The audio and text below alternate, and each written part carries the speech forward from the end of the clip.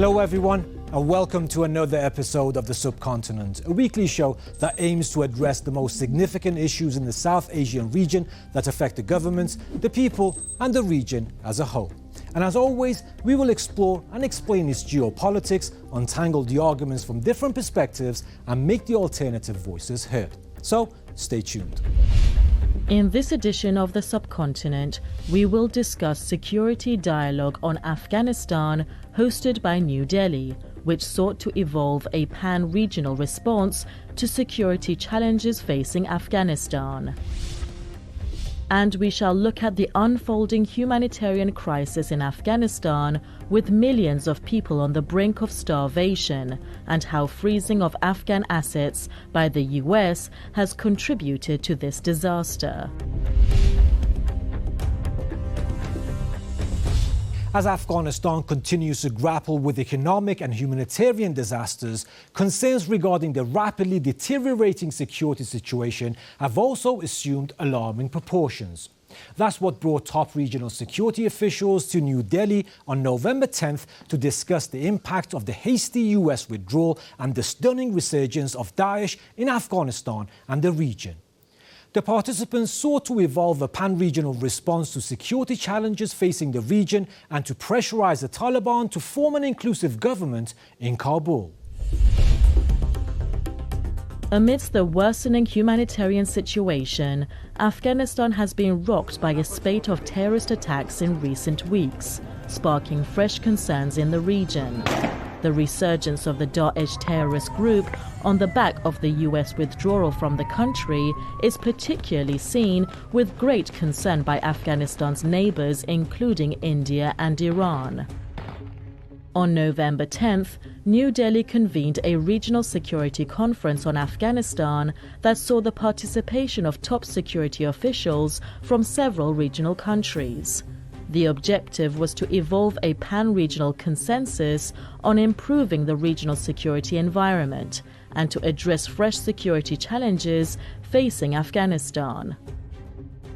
The strongly worded declaration held complete unanimity between all 8 participants in combating terrorism in all its forms and manifestations, and demanded an open and truly inclusive government that represents the will of the people of Afghanistan. It also suggested the formation of a regional coalition to push the Taliban on living up to its commitments. For India, Delhi Dialogue was an attempt to reassert its regional leadership role, which apparently prompted China and Pakistan to skip the summit. While China cited scheduling difficulties, Pakistan criticized India as a spoiler. Taliban, which was not invited, welcomed the conference as being in the better interest of Afghanistan. China and Pakistan, for different reasons, gave the New Delhi-hosted Security Summit a miss. And the US also stayed away, perhaps expecting an earful from other participants at the summit over its botched military adventure in Afghanistan. Iran's top security official, Rear Admiral Ali Shamkhani, who participated in the multilateral dialogue, minced no words in calling out the US for its disastrous military campaign in Afghanistan, its chaotic exit, the freezing of the country's assets, and paving the road for the resurgence of terrorist groups. The Secretary of Iran's Supreme National Security Council, Rear Admiral Ali Shamkhani, represented the Islamic Republic at the Delhi Regional Security Dialogue on Afghanistan, making his country's position on security challenges facing Afghanistan and the region emphatically clear. He termed the US ouster from Afghanistan after 20 years of military occupation, marked by horrendous war crimes and human rights abuses, a disgraceful defeat. The US botched exit, he told participants at the summit, carried a lesson for others. He also slammed the US for freezing Afghanistan's assets and blamed Americans for the presence and expansion of terrorist groups like Daesh in the South Asian country. The top Iranian security official stressed that India has an important role in Afghanistan, while also acknowledging the role of other countries, including China and Pakistan. He also referred to humanitarian crisis facing the country and expressed Iran's readiness to help alleviate the sufferings of Afghans. Delhi Dialogue was a follow-up to the security summit hosted by Iran previously. An Iranian initiative, it seeks to streamline regional cooperation and collaboration against terrorist groups and their backers who seek to destabilize Afghanistan and the region at large. Now, to have more insight, we are joined by Mr. Hossein Asghari, Southwest Asia Coordinator at Schiller Institute. Now, Mr. Asghari, first of all, welcome to the program. Now, how do you assess the geopolitical significance of the New Delhi Regional Security Conference on Afghanistan? Hello to you and your audience on the program Subcontinent. It's a pleasure for me to be with you. Of course, any such a gathering concerning Afghanistan and the situation in Afghanistan, which is so urgent, is useful. But I think this Delhi regional dialogue this time, it's more symbolic than practical. The important thing is that the regional powers acknowledge the role of India as a key partner and player in the security and strategic matters of the region, and also the problem that the fact that the Taliban were not invited and China and Pakistan declined to attend, that creates, of course, a certain setback. But I think as a symbolic move, it's very important, especially that the security officials of the countries around Pakistan are meeting, which gives it a different sense. So did the dialogue hosted by India manage to evolve a unified pan-regional response to the war-ravaged country's crises? Well, not really. They are merely repeating what was said already in other such gatherings, especially the Shanghai Cooperation Organization summits. But you know, I would like to comment on the final statement of certain points in the final statement of the Delhi Regional Dialogue, which I think are not right on the point. Point number 2, it says that the suffering in Afghanistan is caused by the deteriorating security situation. It's not true. The humanitarian crisis and the difficulties are caused by the Western powers blocking of Afghanistan's money, so Afghanistan cannot import food and medicine.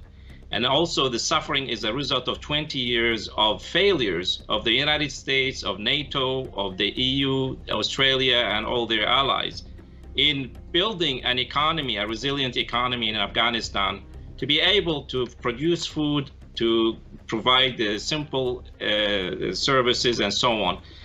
Point 7 of the declaration says that it's calling for an open and truly inclusive government. This rhetoric is being repeated in every meeting by everybody. I don't think this is an important point. The story is that there is a government in Afghanistan.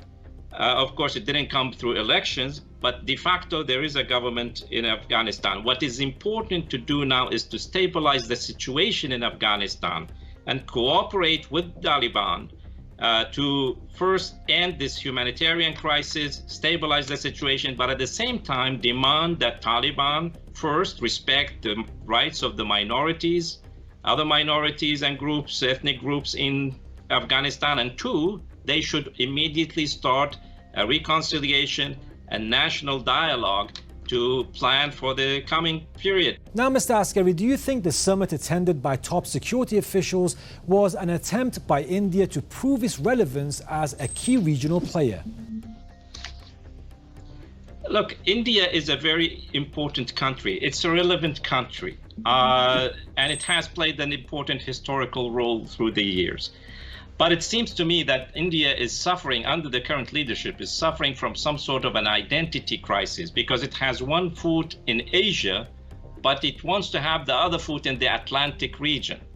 It is, you know, it's like it has, it wants to be part of the Western alliance to limit and encircle China, which is not a conductive policy. It has gone against the Belt and Road Initiative, which every country in the region, including Afghanistan, say that this is important for Afghanistan and for the whole region to stabilize, to rebuild the economy, and bring prosperity and security in the whole region.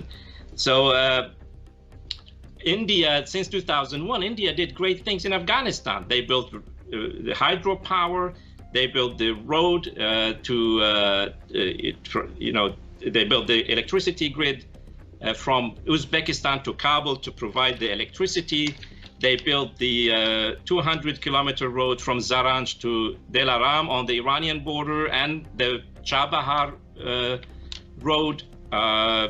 So therefore, they have to continue doing these things. They provided wheat, hundreds of thousands of tons of wheat. They should continue doing this kind of work, but not under the leadership of the Atlantic Alliance, but in cooperation with the neighboring countries. Mr. Askari, China and Pakistan notably skipped the New Delhi summit for different reasons. So why are there clashing visions on Afghanistan's future between these two countries and India? Yeah, I think that, first of all, India, Pakistan, China, and the other countries, they should throw away the idea of geopolitics. This is a product of the British Empire. It's a British concoction. All the problems in the region go back historically to the British Empire. The Kashmir problem was created by the British Empire. The Afghanistan problems have been created by the British Empire.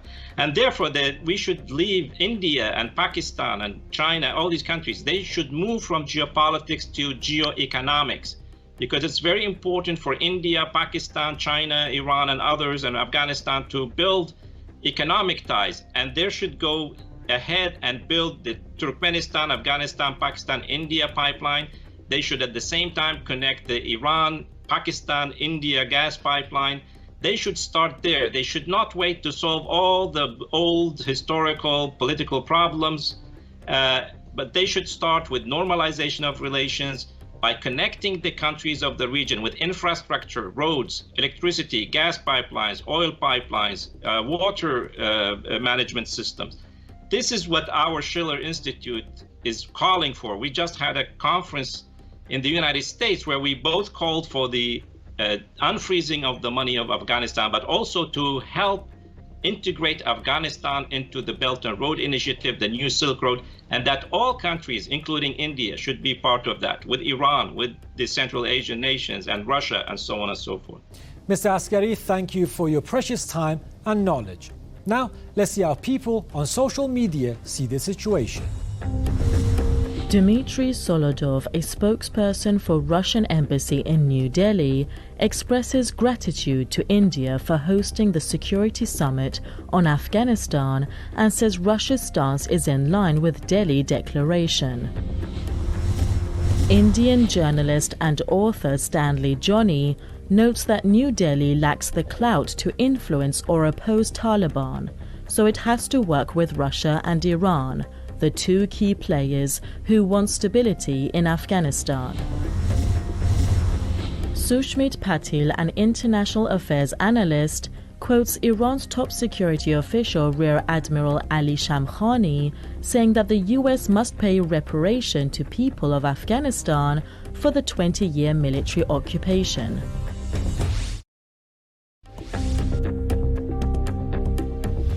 People in war-ravaged Afghanistan have been tormented by grinding poverty and hunger for decades. But since the botched exit of the US-led international forces and the sweeping takeover of the Taliban 3 months ago, the country has been teetering on the brink of a major humanitarian catastrophe.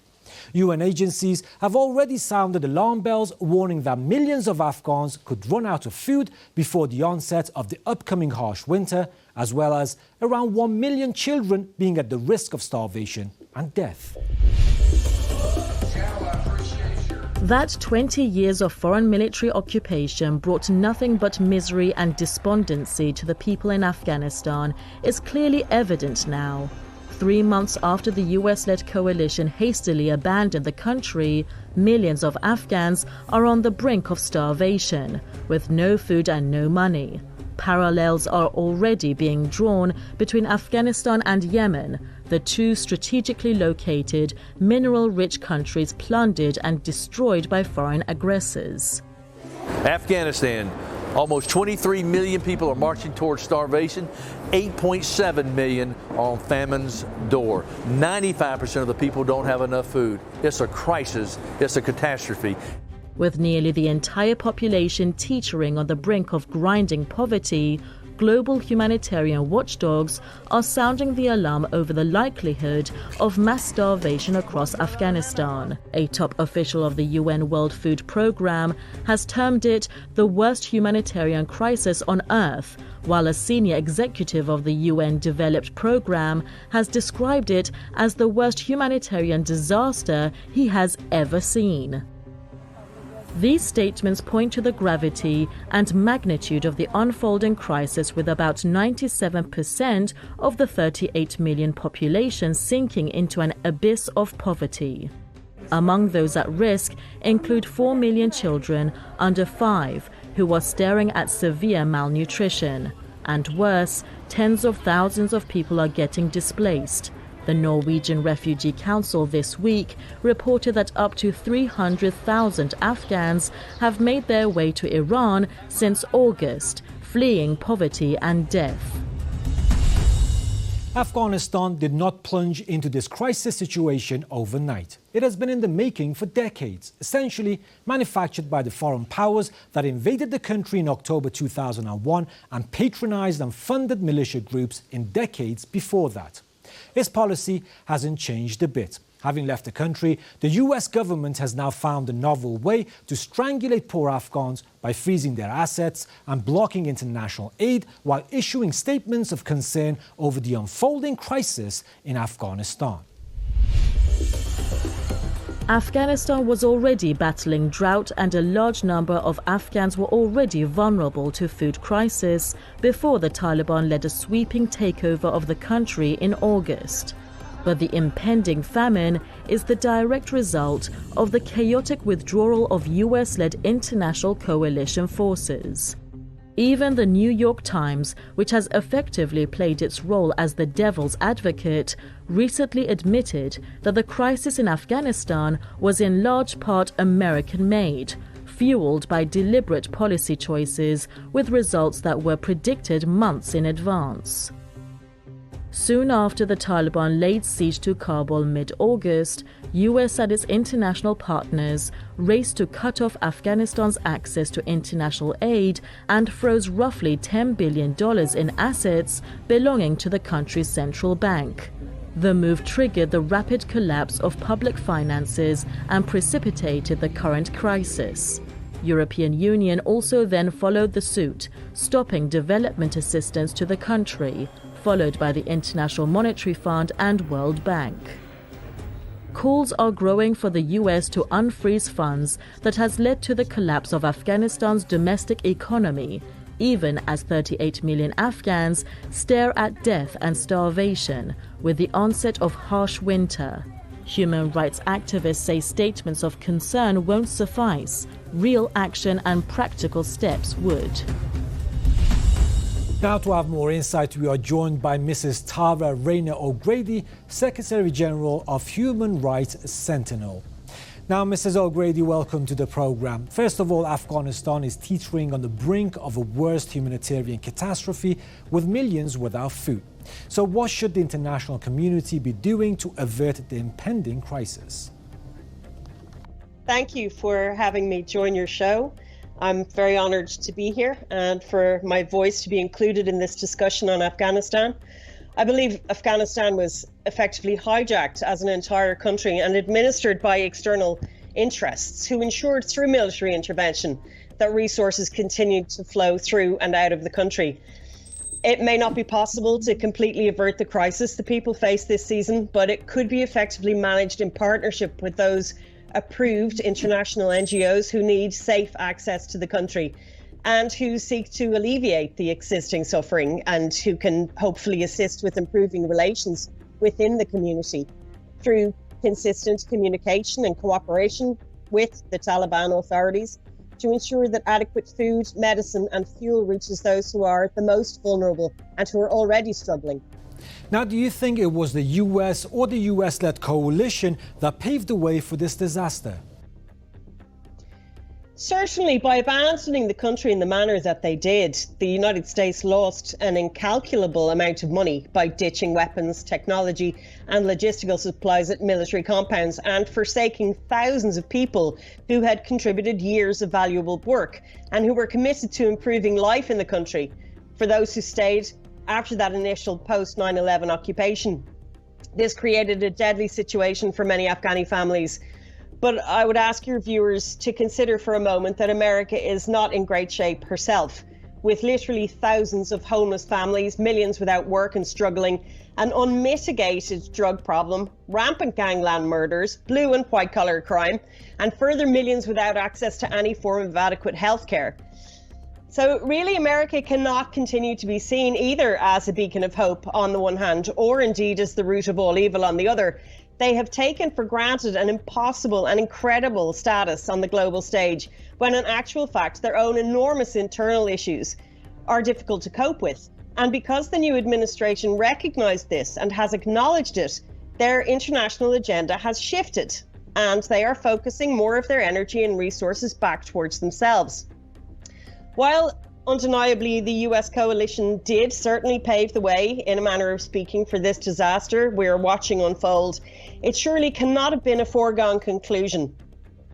There are many regional allies with significant finance at their disposal to invest in or donate to Afghanistan, but there must be some treaty or mechanism developed with the Taliban, who must prove that they are willing to respect human rights, particularly women's rights, and to show that they're able to govern in a way that none of the other ethnic groups can feel marginalised. Now, Mrs. O'Grady, a recent report estimated that nearly 23 million of the country's 38 million people will not have enough food to get through the harsh winter. Now, instead of showing concern, shouldn't the US move to unfreeze the Afghan funds? This looming humanitarian catastrophe has two sides, and it presents one of those very difficult dilemmas for donor communities. For me, it raises the question of reparations. On a personal level, it would seem prudent to me that those states who contributed to the disastrous situation that has manifested in Afghanistan should be held accountable and pay reparations for the damage that was caused to every level of Afghani infrastructure. We cannot justify giving credibility to rulers who took a country by force, but the Taliban are almost reluctant conquerors. They're still in the honeymoon phase of this administration, and the freezing of assets was done by the US Treasury as a means of leverage to influence and, frankly, strong arm a change in the Taliban's behaviour, but it's clearly not working. Therefore, the US needs to be creative on how these sanctions could be developed in a more sophisticated manner and designed in a way that would not affect the general public, which really seems a virtually impossible task. One proposal that I've heard suggests that sectors such as health and education should be exempt from the sanctions. We will just watch how it is unfolding and continue to try to pressure for some reason and sense around that. On that note, I would like to thank Mrs. O'Grady for being on the programme. And now, let's see how people have reacted on social media. Pakistan's Prime Minister Imran Khan says he has been warning of the humanitarian catastrophe in Afghanistan while urging the international community to act swiftly and avert the impending crisis. Azad Issa, a US-based journalist, slams Western countries and international bodies for suspending aid to Afghanistan and blocking access to its foreign assets, asking whether it is a food crisis or murder. And that was our episode about the New Delhi-hosted regional security dialogue on Afghanistan and the unfolding humanitarian crisis in the South Asian country. Now, to watch the previous episodes and more updates, follow us on social media platforms and don't forget to give us your feedback. We shall meet again, same time, same day next week. So till then, take care.